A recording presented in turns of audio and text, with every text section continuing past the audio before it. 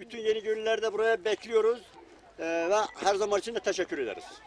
Eyvallah. Her şey Allah'ın elinde. Bunlar da boşaldı gidiyor. Aldılar gittiler evlerine içeri. Öbür tarafa aldılar. Çekiyorsun abi. Arkadaşlar çeker misin?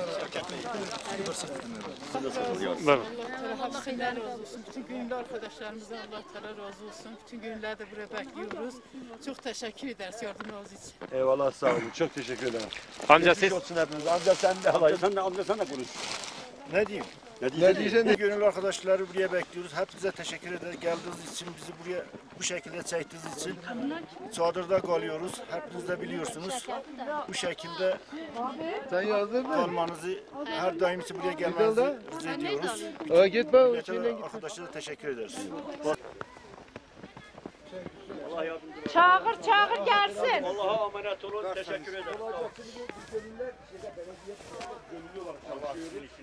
Sağ olasın, var olasın. İyi karar. Nerede yazıyorlar? Amca, bizim yerimiz yine buradadır. Yine depo var ya bunun için. Onlar arkadaşlar yine sizinle ilgileniyorlar. Tamam bir dakika. Yeni gelen gönüllüler ne kadar paketleme yaparsa o kadar insanlara daha fazla yardım getiriyor. Allah yardımcınız olsun. Belediye olarak da şey, yani elimizden ne gelirse, gönüllü olarak bize düz gelen elimizden ne geldiyse. Allah sizi var etsin. Abi bu telefonla bir şey,